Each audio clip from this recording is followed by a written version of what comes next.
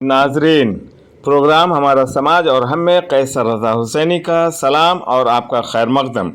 आज ईद मुबाहिला है, आप तमाम हजरात को मुबारकबाद पेश करते हैं। आज हमारे साथ मौजूद हैं मारूफ आलिम दीन और मुफक्किर इस्लाम जिन्हें मौलाना अली असगर हैदरी कहते हैं।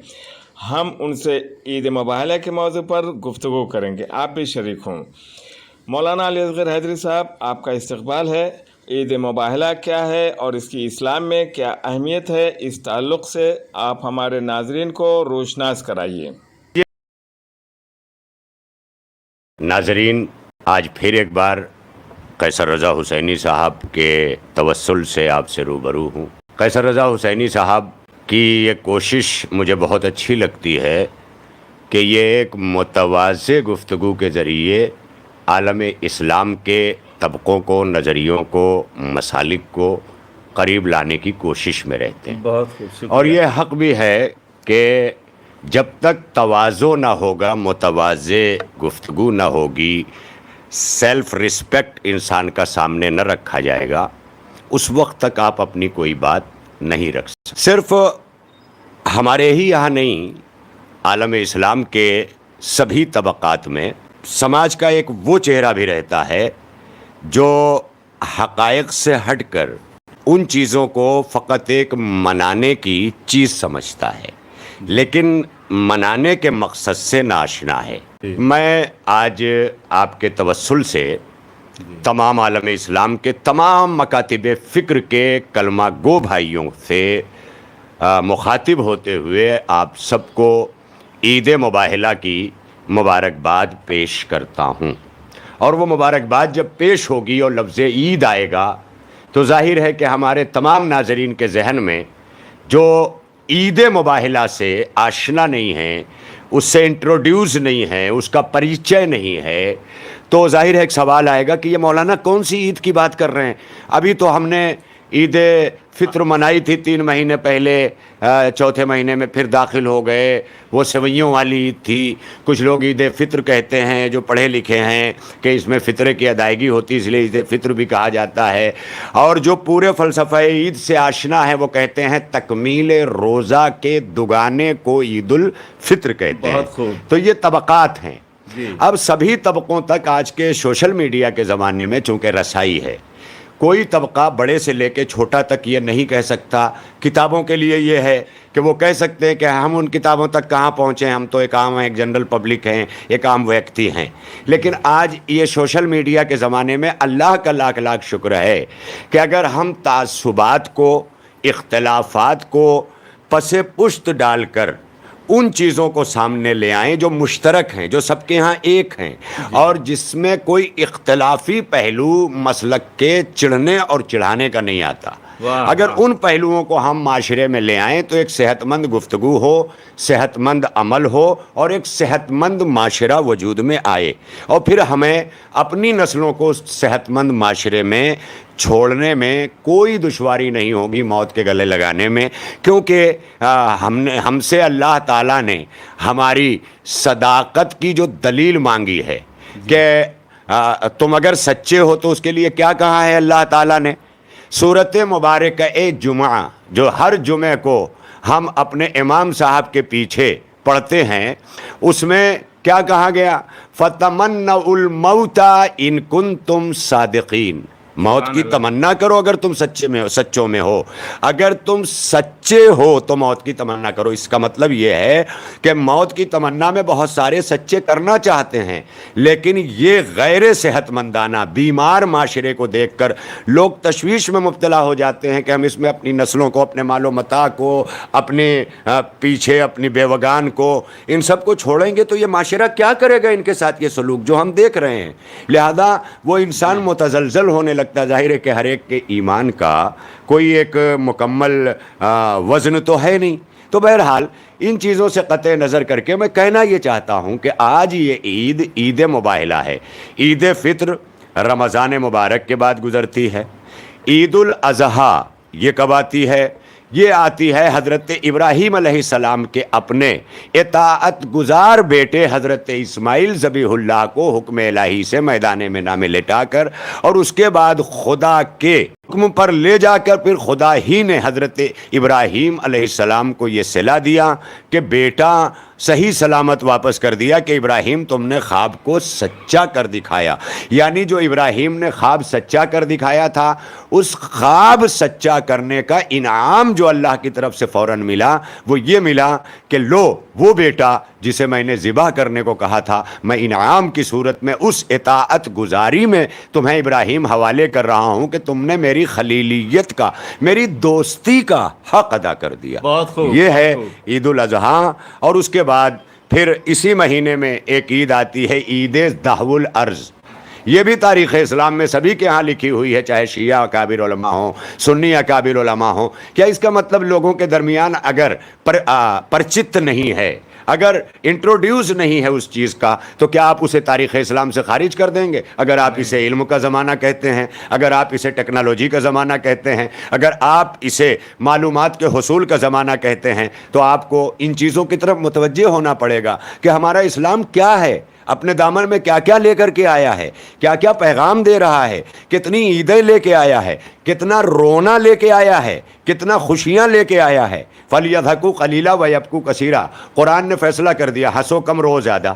اب اگر یہ رونا غم حسین میں ہو جو خود رسالت مآب صلی اللہ علیہ وآلہ وسلم روئے ہیں. علامہ محدث دہلوی رحمۃ اللہ علیہ کی کتاب تحفہ اثنا عشریہ میں حضور ختم مرتبت کا رونا حضرت ام سلمہ کا لا کے کربلا کی مٹی کی شیشی دکھانا اور پھر پیغمبر کا رونا ام سلمہ کا رونا جب یہ رونا ثابت ہے تو غم حسین میں یہ بدعت کے رونے کے فتوے اس کے فتوے اس کے فتوے بجائے اس کے کہ محرم آنے تک پیغام حسینیت اور انقلاب کربلا کو عام کریں. ہم ایک دوسرے کے خلاف فتوے لے کر کے کھڑے ہوئے ہیں. راحت کی روح کہتی ہے سب کو رسوا باری باری کیا کرو ہر موسم میں فتوے جاری کیا کرو. تو یہ جو ہے چیزیں ہم چھوڑ دیں ہم آئیں اس لیے کہ ملک اور دنیا کا جو ماحول اس وقت آپ کے لیے بن رہا ہے وہ اس لیے بن رہا ہے کہ ہمارے پاس اسلام تو ہے لیکن منمانا اسلام ہے الہی اسلام نہیں ہے مصطفوی اسلام نہیں ہے. جسے کربلا میں حسین نے بچایا وہ اسلام نہیں ہے. اس اسلام کی تاریخ میں یہ ساری چیزیں زندگانی انسان میں پیغام لے کر کے آتی ہیں. ان پیغامات کو جو ہے وہ آپ کو عام کرنا ہوگا. اب ظاہر ہے کہ عید الاضحیٰ گزری اور اس کے عید الاضحیٰ کے ٹھیک ایک ہفتے بعد وہ عید گزری جسے عید ولایت کہتے ہیں. عید اکمال دین یعنی جس دن دین مکمل ہوا. کیا آپ عید نہیں منائیں گے؟ روزہ مکمل ہو جائے 30 تو آپ عید مناتے ہیں سب خوش ہو کر کے. اور اسلام مکمل ہو جائے پورا تو آپ پوچھئے اس کے فلسفے کو پڑھیے. ہمارے نہیں اپنے علماء کو ہر ایک اپنے اپنے علماء کو پڑھے سرچ کرے. ہر چیز سرچ کر رہا ہے کہاں سے کیا سامان لینا ہے وہ سرچ کر رہا ہے. امازون دن رات اپنے کھانے پینے کی ضرورت کے لیے عجیبہ جو ہے وہ کر رہا ہے. تو اسی طرح اسلامی سائٹس کو بھی آپ اوپن کیجئے اس سبجیکٹ کو لکھیے جس کے بارے میں سن رہے ہیں آپ.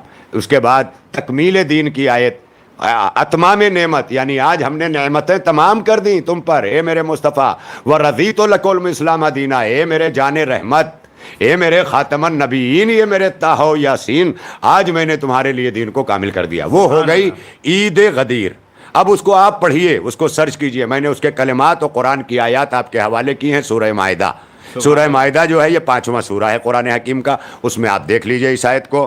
اب اس کے بعد آج جو عید ہے جو گزری ہے آج 24 ذی الحجہ یعنی بقر عید کی 24 تاریخ آج جو اس دن کا نام ہے عید مباہلہ جو صبح قیامت تک یہ طے کرے گا کہ سچے کون ہیں جن کے لیے قرآن مجید کی آیت سورت آل عمران میں کہہ رہی ہے پوری امت سے جو اپنے ہاتھ میں قرآن کھولے ہوئے ہیں حافظان قرآن قاریان قرآن تالیان قرآن ہے نا اسی طرح ناظران قرآن حافظہ کرنے والے ناظرہ کرنے سب کے سامنے قرآن پڑھنے کا حکم ہے قرآن پر ایمان رکھنے کا حکم ہے. اس قرآن میں 5واں سورہ ہے 5ویں سورے میں سورۃ مائدہ نام ہے اس کا. اس میں آیت ہے کہ یا ایھا الذین آمنو اے ایمان لانے والو واتقوا اللہ تقوی الہی اختیار کرو وکونوا مع الصادقین اور سچوں کے ساتھ ہو جاؤ.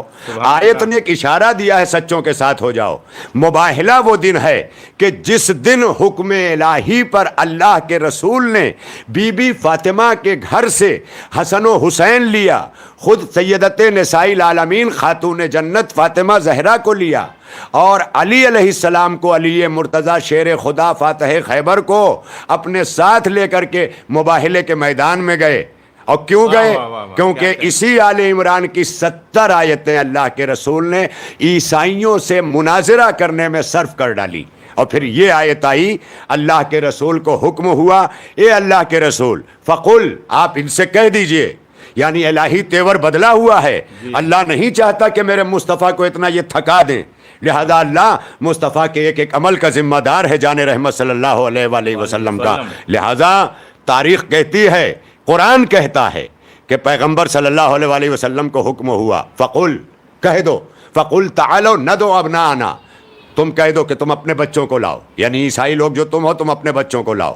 اس میں بھی اللہ کے رسول نے پورے اسلام کو لے کر عقیدہ رہبانیت کو عیسائیت کے کچل ڈالا کہ تم کیا ہوگے اسلام کے مقابلے میں، تمہارا عالم تو جو ہے وہ بال بچوں سے دور ہو کر کے راہب بن جاتا ہے اور دنیا کا تارک بن جاتا ہے۔ تارک الدنیا ہمارے اسلام میں مردود کہا گیا ہے۔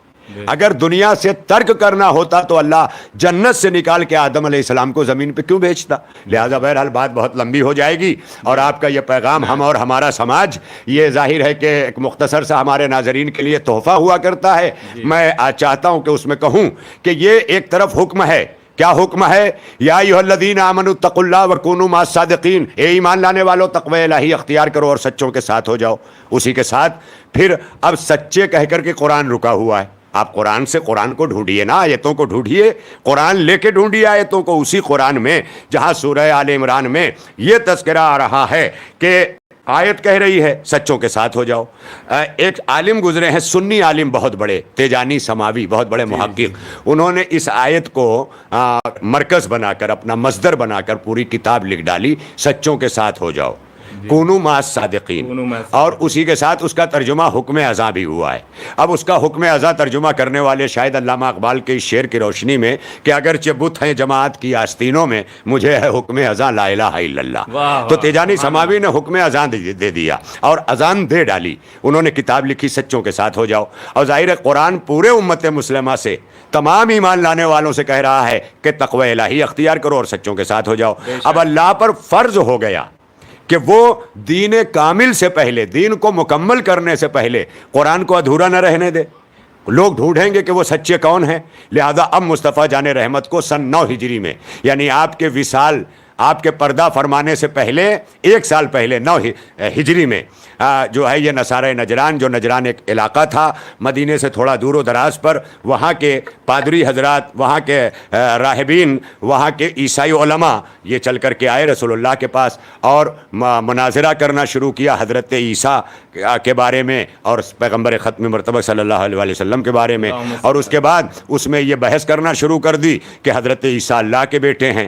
رسول اللہ نے کہا نہیں، ہمارے یہاں نبی ہیں، برحق نبی ہیں، صاحب شریعت ہیں، اور یہ ساری چیزیں بیان کرنا شروع کی ہے۔ پورا تذکرہ 60-70 آیتوں میں قرآن میں بڑے تفصیل میں درج ہے۔ میں گزارش کروں گا تمام ناظرین اس کو پڑھیں ضرور، اس کا ٹرانسلیشن پڑھیں۔